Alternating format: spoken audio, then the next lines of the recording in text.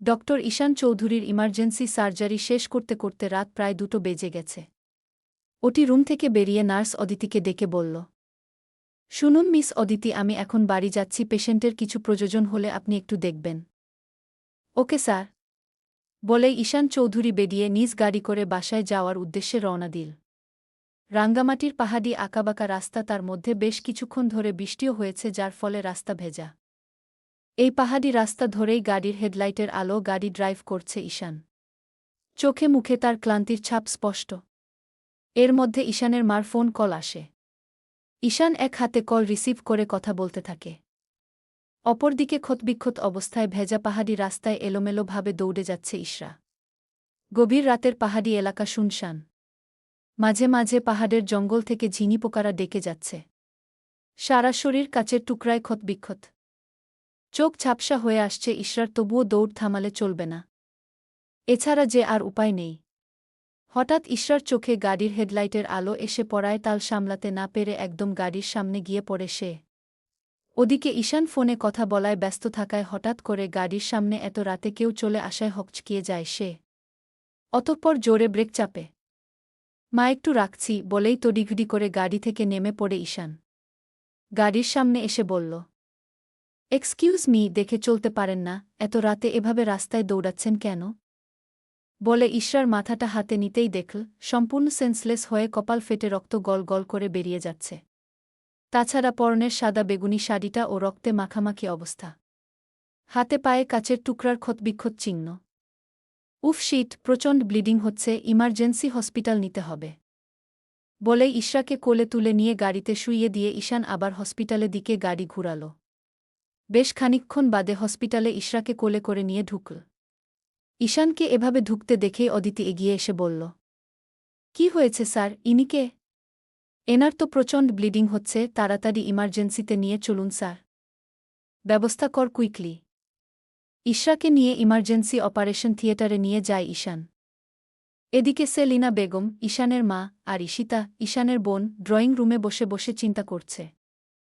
ভাইজা এখনো এলো না কেন বলতো আম্মু? সে কখন তোমাকে ফোন করেছিল? সেটাই তো, তোর ভাই তো অনেকক্ষণ আগেই বলেছিল আসছে, এখনও তো আসেইনি, আর এখন তো আবার ফোনটাও সুইচ অফ। আচ্ছা, অদিতি আপুকে ফোন করলে হয় না? করে দেখ। ঈশিতা অদিতির নাম্বারে ফোন দিল, কিন্তু অদিতির নাম্বারও ছিল সুইচ অফ। আম্মু, অদিতি আপুর নাম্বারও তো সুইচ অফ। ভাইয়ার কি হলো বলতো? খুব চিন্তা হচ্ছে। চট্টগ্রাম মেডিকেল কলেজ হাসপাতালে ডক মাহবুবুর রহমান সিয়ানের অপারেশন শেষ করে ওটি থেকে বেরোল। সানভি মাথা নিচু করে কেঁদেই চলেছে। উনি এসে সানভির কাঁধে হাত রাখলেন। সিয়ানের অপারেশন সাকসেসফুল। ও এখন ডেঞ্জার ফ্রি। আশা করি 24 আওয়ার্সের মধ্যেই ওর জ্ঞান ফিরবে। চিন্তার কোনো কারণ নেই। কিছুক্ষণের মধ্যেই ওকে কেবিনে শিফট করা হবে, আর চিন্তা করো না, নয়তো তুমিও আবার অসুস্থ হয়ে পড়বে। কিছুক্ষণ পর সিয়ানকে কেবিনে শিফট করা হলো। সানভি সঙ্গে সঙ্গে দৌড়ে গিয়ে ভাইজের কেবিনে ঢুকল। এদিকে ইশরার অপারেশন চলছে। অক্সিজেন মাস্ক লাগানো ইশরার মুখে। পালস রেট খুবই কম। হাত পায়ের থেকে একটু একটু করে কাচের টুকরা তুলে ট্রেতে রাখছে ঈশান। অদিতি এটা সেটা এগিয়ে দিতে দিতে বলছে, ইস, কারা যে মেয়েটাকে এভাবে টর্চার করেছে স্যার। জানি না, বলতে পারছি না। তুলোটা দাও তো অদিতি। এই নিন স্যার। ঈশান খুব কেয়ারফুলি ইশরার শরীরের সমস্ত ক্ষত পরিষ্কার করে অ্যান্টিসেপটিক লাগিয়ে ব্যান্ডেজ করে দিল। ইশরার শরীরের যা একটা অবস্থা, নয়তো আবার ইনফেকশন হয়ে যেতে পারে। ইশরার মাথা সেলাই করে পুরো মাথা ব্যান্ডেজ করা হয়েছে। ওর মাথার ব্লিডিং কিন্তু এখনও কমেনি। ব্রেনে বেশ বড়সড় একটা ইফেক্ট করেছে। স্যার, ওর মাথার ব্লিডিং তো এখনও বন্ধ হয়নি। মাথায় ও বেশ বড়সড় রকমের আঘাত পেয়েছে। মেমোরি লস ও হয়ে যেতে পারে। কিছুক্ষণের মধ্যেই ব্লিডিং বন্ধ হয়ে যাবে ইনশাল্লাহ। Pray for her. ইশরার অপারেশন ডান। মধ্যরাত হওয়ায় ওরা ছাড়া তেমন কোনো ডাক্তার নার্সই ছিল না হসপিটালে। শুধু ঈশান, অদিতি আর একজন নার্স ছিল। ইশরাকে আইসিইউ রুমে শিফট করা হয়। ওর অবস্থা খুবই ডিফিকাল্ট। ওর মাথার আঘাতটা ব্রেনে প্রচণ্ড ইফেক্ট ফেলেছে। তার জন্যই নিঃশ্বাস নিতে ভীষণ কষ্ট হচ্ছে, আর পালস রেট ও খুবই কম। সেটা নিয়ে দুশ্চিন্তায় আছে ঈশান। মেয়েটার কিছু হয়ে গেলে যেন সে নিজেকে ক্ষমা করতে পারবে না। মেয়েটার মলিন মুখে এক অদ্ভুত মায়া, যে মায়ে অলরেডি ঈশান পড়ে গেছে। ঈশানের হাতের কাচের টুকরার খোঁচায় বের হওয়া রক্তের জায়গা শুকিয়ে রক্ত জমাট বেঁধে যাচ্ছে। আসলে তখন ইশরাকে কোলে নেওয়ায় ওর হাত পায়ের কাচগুলোর খোঁচায় ঈশানের হাতে লেগেছে। স্যার, আপনিও তো ইনজুর্ড। আপনাকে ড্রেসিং করে দেই। I am fine Aditi. আমাকে নিয়ে ভাবতে হবে না, আমি ঠিক আছি একদম। বাট স্যার, কিছু হয়নি আমার। আজান দিয়ে দিচ্ছে বাইরে। প্রায় ভোরের আলো ফুটতে শুরু করেছে। ঈশান নিজ কেবিনে নামাজ পড়ে নিচ্ছে। নামাজ শেষে চেয়ারে এসে বসল। অদিতি দরজায় নক করে বলল, may I come in sir? Yes, come. Aditi এসে ঈশানের সামনের চেয়ারটায় বসল। স্যার, ওনাকে কোথায় পেলেন? ঈশানের গাড়ির সাথে অ্যাক্সিডেন্ট থেকে শুরু করে সবটা বল ঈশান। স্যার, আপনি বাড়ি যাবেন না? যাব কিছুক্ষণ পর। আমার সাথে আইসিইউ কেবিনে চলো তো। ওনাকে একটা বার চেক আপ করে তারপর যাব। ঈশান ইশরার একপাশে বসে ওর পালস চেক করছে। পালসের গতি এখনও খুব একটা ভালো না। অদিতি, শুনুন। জি স্যার, বলুন। উনি এখনও ডেঞ্জার জোনের মধ্যে। আমি বাড়ি গিয়ে খানিকক্ষণ রেস্ট নিয়ে আবার আসছি, আপনি ওনার খেয়াল রাখবেন। স্যার, আপনি কোনো টেনশন করবেন না, আমি আছি এখানে। আর ওই তো রুহি ম্যাডামও চলে এসেছে, উনি আর আমি মিলে দেখে রাখব। আপনি বাড়ি যেতে পারেন নিশ্চিন্তে। ওকে। বলেই ঈশান বেরিয়ে এলো। ওর মাথাটা পুরো ঝিমঝিম করছে। রাত থেকে একটার পর একটা প্রেসার গিয়েছে ওর উপর দিয়ে। প্রায় আধ ঘণ্টা পর ঈশান বাড়ি এসে পৌঁছাল। ওর হসপিটাল থেকে বাড়ির দূরত্ব আধ ঘণ্টার মতো পথ। ঈশান বাড়ির ডোরবেল বাজাতেই দৌড়ে এসে দরজা খুলল ঈশিতা। কি ব্যাপার ভাইজা, সারারাত কোথায় ছিলে তুমি? মায়ের সাথে না কথা হল তোমার? ভিতরে চল, সবটা বলছি। ঈশান ফ্রেশ হয়ে এসে ডাইনিং টেবিলে বসল। সেলিনা বেগম টেবিলে ব্রেকফাস্ট সাজাচ্ছেন। কিরে, কোথায় ছিলিস সারারাত? তারপর আবার ফোনটাও সুইচ অফ, কতটা টেনশনে ছিলাম জানিস? ঈশান রাস্তা থেকে ঘটে যাওয়া ঘটনা থেকে হসপিটাল পর্যন্ত সমস্ত ঘটনা সবাইকে বলল। সেলিনা বেগম বললেন, এত রাতে একটা মেয়ে রাস্তায় এভাবে, মেয়েটাকে? কোথায় থাকে সে? ওনার এখনও জ্ঞান ফিরেনি। জ্ঞান ফিরলে বলতে পারব। বাট ওনার ব্রেনে অনেকটা ইফেক্ট পড়েছে। মেমোরি লস হওয়ার সম্ভাবনা বেশি। অবস্থা বেশি একটা ভালো না, বুঝতে পারছি না কি হবে। ব্রেকফাস্ট শেষ করে ঈশান নিজের রুমে যেতে যেতে বলল, ঘণ্টা দুয়েক রেস্ট নিয়ে আমি আবার হসপিটালে যাব। সে কি, সারারাতি তো বাড়ির বাইরে ছিলি, আবার 2 ঘণ্টা পরেই যাবি? ওনার কন্ডিশন ভালো না। এভাবে অদিতি আর রুহির উপর আমি ভরসা করতে পারছি না। আমার পেশেন্টের উপর আমার একটা দায়িত্ব আছে। আর ঈশান চৌধুরী নিজের দায়িত্বে কখনো অবহেলা করে না। তাই ঘণ্টা দুয়েক পরই আমি। 2 ঘণ্টা পর অ্যালার্ম এর শব্দে চোখ মুখ বিরক্তিতে কুঁচকে এলো ঈশানের। ঘুম ঘুম চোখে বেড সাইড টেবিল থেকে চশমাটা নিয়ে পড়ে নীল। তারপর অ্যালার্মটা বন্ধ করে উঠে বসল। মাথা ব্যথাটা এখনও কমেনি। 1 কাপ কড়া কফি খেতে পারলে ভালো হতো। মা, তাড়াতাড়ি কড়া করে 1 কাপ কফি দিয়ে যাও তো, মাথাটা ভীষণ ধরেছে। মিনিট 5 মাথায় সেলিনা বেগম তড়িঘড়ি করে কফি নিয়ে এলেন ছেলের রুমে। এই নে। ঈশান কফিটা নিয়ে শেষ করে তাড়াতাড়ি রেডি হয়ে বেরিয়ে পড়ল হসপিটালের উদ্দেশ্যে। হসপিটালে পৌঁছে ঈশান দ্রুত আইসিইউতে প্রবেশ করল। স্যার, আপনি এসেছেন? উনি কেমন আছে অদিতি? আগের মতোই, কোনো পজিটিভ কিছুই দেখলাম না। ঈশান একটা দীর্ঘশ্বাস ফেলে ইশরাকে চেক আপ করতে লাগল। রুহি, হসপিটালের আরেকজন নার্স, বলল, 4-5 ঘণ্টা তো কেটেছে, ওনার তো এখনও রেসপন্স পাওয়া যায়নি। রুহির কথায় ঈশান জবাব দিল, উনি মাথায় বেশ বড়সড় রকমের আঘাত পেয়েছে, তাই এখনও কোনো রেসপন্স নেই। ওনাকে আজ 24 আওয়ার আইসিইউতে অবজারভেশনে রাখতে হবে। তারপর দেখা যাক কি করা যায়। বলে বেরিয়ে নিজের কেবিনে চলে গেল। পাহাড়ের উপরে একটা ভাঙ্গা বাড়িতে এসে ঢুকল শাওন। রুমের এক পাশে তার ছেলেপেলেগুলো বেঘোরে ঘুমোচ্ছে। ফার্সিয়াকে না দেখেই শাওনের মাথা গরম হয়ে গেল। চেঁচিয়ে বলতে লাগল, তোদের কি এই কারণে রেখেছিলাম? সারারাত মদ খেয়ে বেঘোরে পড়ে পড়ে ঘুমোচ্ছে এক একটা। আর এদিকে মেয়েটা যে নেই, সেই খেয়াল তোদের আছে? ছেলেগুলো হকচকিয়ে ঘুম থেকে উঠল। তাকিয়ে দেখল ফার্সিয়া নেই। মেয়েটাকে তো এখানেই বেঁধে রেখেছিলাম, কোথায় গেল? সেটা তোরা জানিস? তোরা থাকা সত্ত্বেও তোদের চোখ ফাঁকি দিয়ে ও বেরিয়ে যায় কি করে এখান থেকে? সরি বস, আমরা এক্ষুনি বেরোচ্ছি মেয়েটাকে খুঁজে আনার জন্য। আর একটা কথাও শুনতে চাই না। ইমিডিয়েটলি ফার্সিয়াকে খুঁজে আন। তোদের জাস্ট 2 ঘন্টা সময় দিলাম। এই পুরো রাঙামাটির শহরের যেখান থেকে পারিস ওকে এনে আমার সামনে হাজির করবি। আর না হলে তোদের একেকটাকে আমি জ্যান্ত পুঁতে ফেলব। আপনি চিন্তা করবেন না বস, আমরা এখনই যাব আর ওকে নিয়ে আসব। বলেই হনহন করে ছেলেগুলো বেরিয়ে গেল। আর শাওন রাগে গজগজ করতে করতে বসে পড়ল।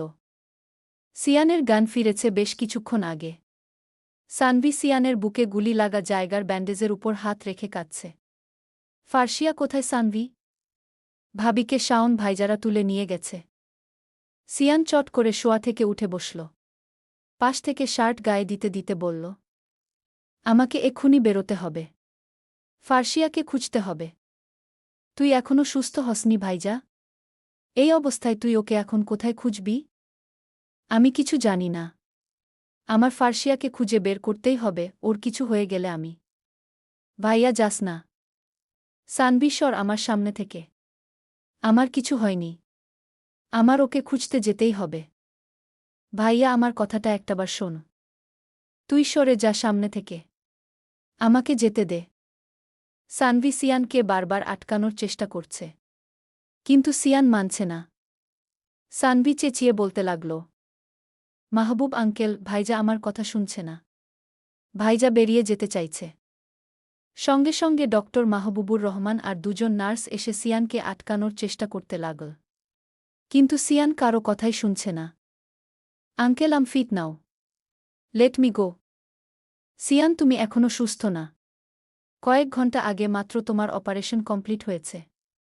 এভাবে এই অবস্থায় বাইরে গেলে তোমার বুকে ইনফেকশন হয়ে যেতে পারে।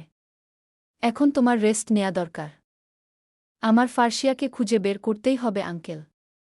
তুমি সুস্থ হও, আমরা পুলিশে ইনফর্ম করেছি। পুলিশ নিশ্চয়ই কোনো না কোনো একটা খবর দেবে। আর না হলে তুমি সুস্থ হলে 2-1 দিন পরে তারপর যেও। সিয়ান কারোর কোনো কথা না শুনে ডক্টর মাহবুবকে ধাক্কা দিয়ে বেরিয়ে গেল। ভাইয়া যাস না, আমার কথাটা একটাবার শোনো ভাইয়া। 24 ঘন্টা কেটে গেছে। ইশরার এখনও জ্ঞান ফিরেনি, তবে পালস রেট এখন নরমাল।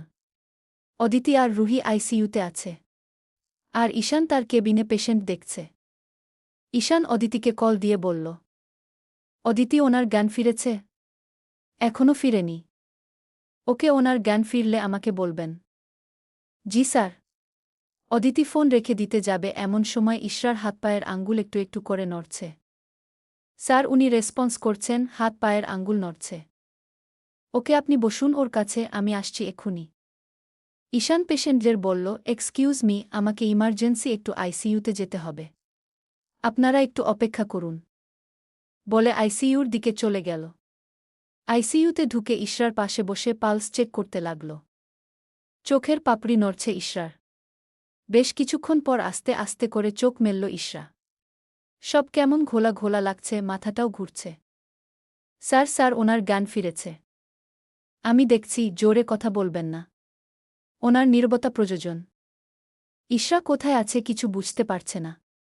ঈশান সমস্ত চেক আপ শেষ করে অক্সিজেন মাস্কটা খুলল।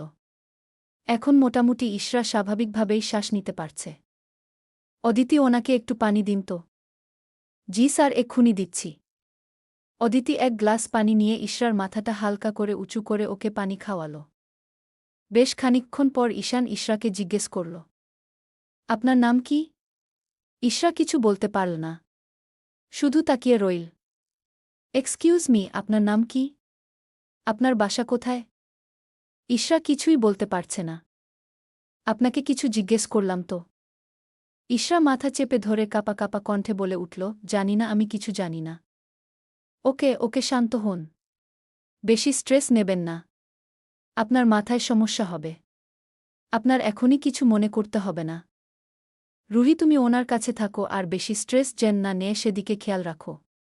আমি একটু কেবিনে যাচ্ছি। অদিতি আপনি আমার সাথে আসুন। বলে ঈশান আইসিইউর দরজা খুলে বেরিয়ে গেল, পেছন পেছন অদিতিও। কেবিনে ঢুকে ঈশান নিজের চেয়ারে বসে পড়ল। অদিতিকেও বসতে বলল।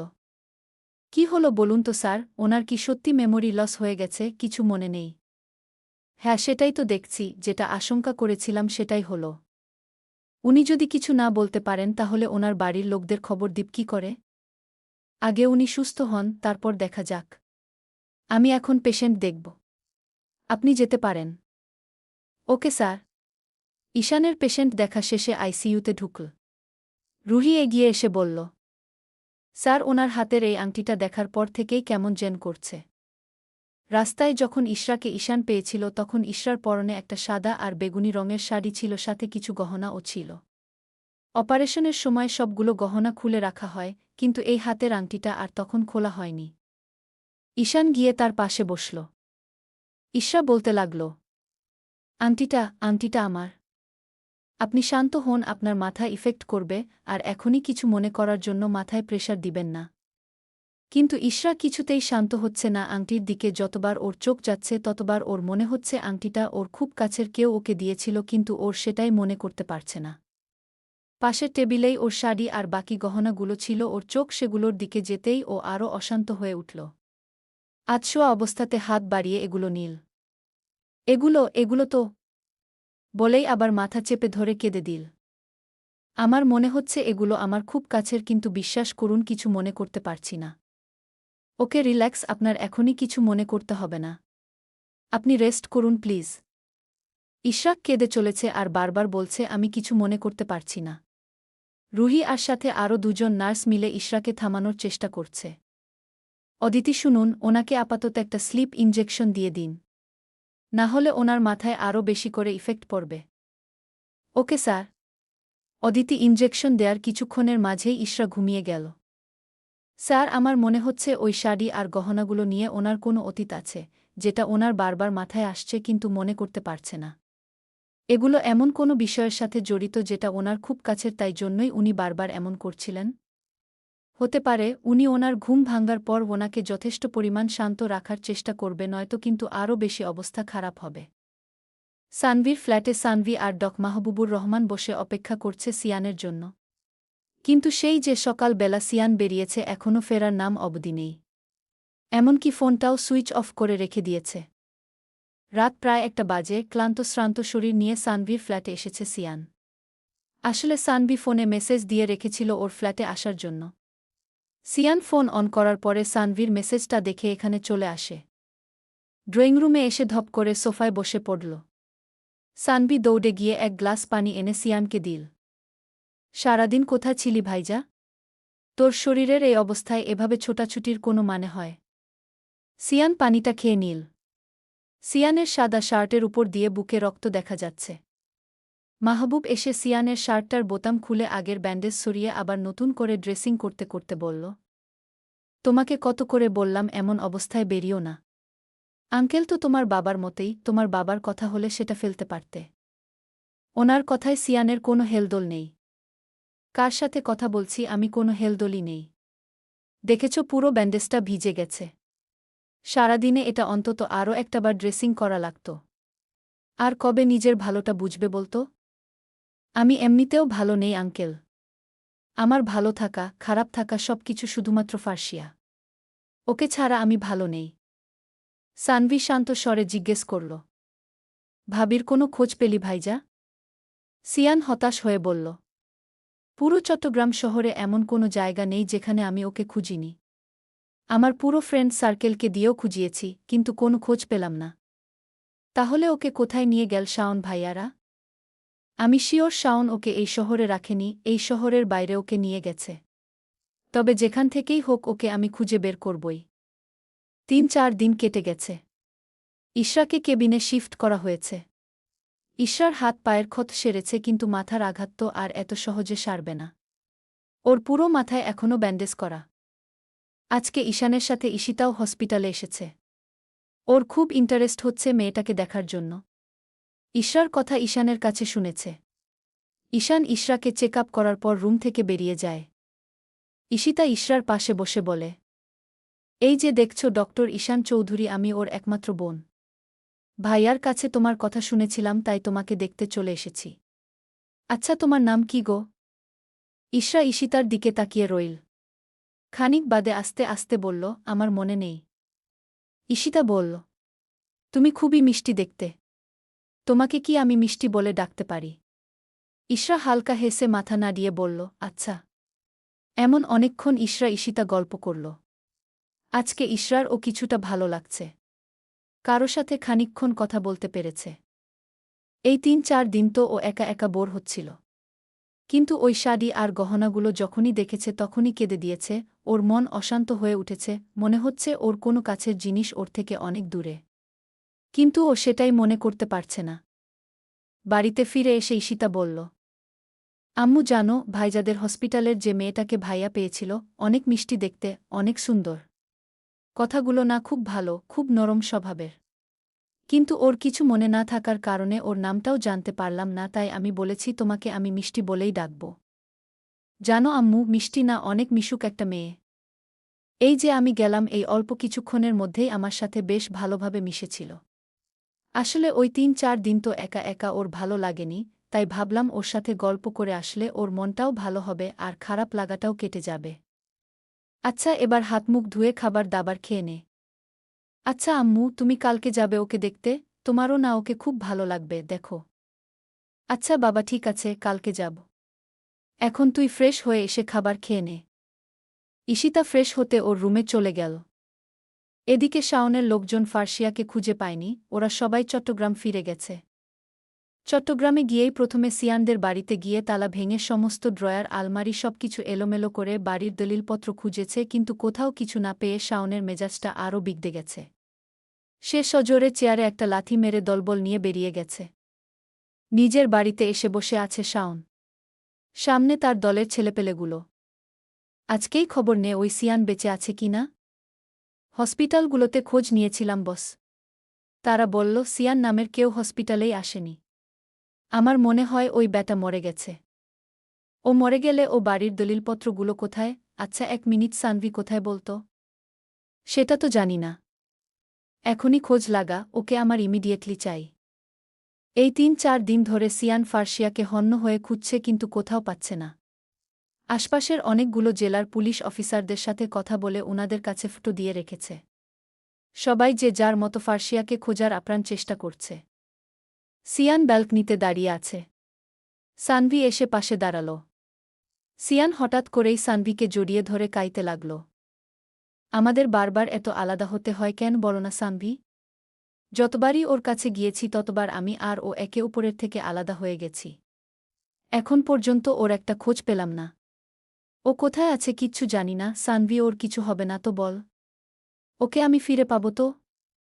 সানভি ভাইকে জড়িয়ে ধরে সান্ত্বনা দিয়ে বলল, নিশ্চয়ই পাবি, ধৈর্য ধর। কিন্তু সানভির মনে একটা আশঙ্কা রয়ে গেছে, শাওনরা ফার্সিয়াকে মেরে ফেলেনি তো? সে আদৌ বেঁচে আছে তো? এদিকে দিনের পর দিন তার ভাইকে এভাবে দেখতে তার ভালো লাগছে না। তার ভাই যে মেয়েটাকে অনেক ভালোবাসে, নিজের থেকেও বেশি। সানভি সিয়ানকে ছাড়িয়ে নিয়ে বলল, ভাইজা চল ঘুমোবি। সিয়ানকে রুমে শুইয়ে দিয়ে লাইট অফ করে নিজের রুমে চলে যায়। ডক্টর মাহবুব দিনে ২ বার এসে সিয়ানকে দেখে যায়। পরদিন সকালে ঈশিতা আর সেলিনা বেগম দুজনই হসপিটালে যায়। অদিতি এসে সেলিনা বেগমকে জড়িয়ে ধরে বলল, আপনি কেমন আছেন আন্টি? অনেকদিন বাদে আপনাকে দেখলাম, কতদিন পরে এসেছেন? সেলিনা বেগম মুখ ভার করে বললেন, তোমারও তো কোনো খবর নেই, আন্টিকে ভুলেই গেছ। একবারও তো আমাদের বাড়িতে আসো না। আপনাকে কিভাবে ভুলব আন্টি, আপনাদের মতো কাউকে পাইনি আমি। আপনারা এখানে এসেছেন আজকে ১ বছর হল। এই ১ বছরে আপনি আমাকে যে জায়গা দিয়েছেন, মেয়ের মতো ভালোবেসেছেন, কিভাবে ভুলি আপনাদের? তোমার কত মনে আছে আমাদের, সেটা দেখতেই পাচ্ছি। আচ্ছা চলো, এখন মিষ্টিকে দেখে আসি।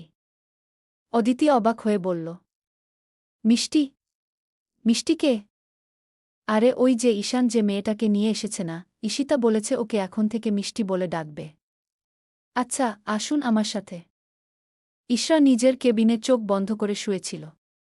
মাথায় কারো হাতের ছোঁয়া পেতেই চোখ খুলে তাকাল।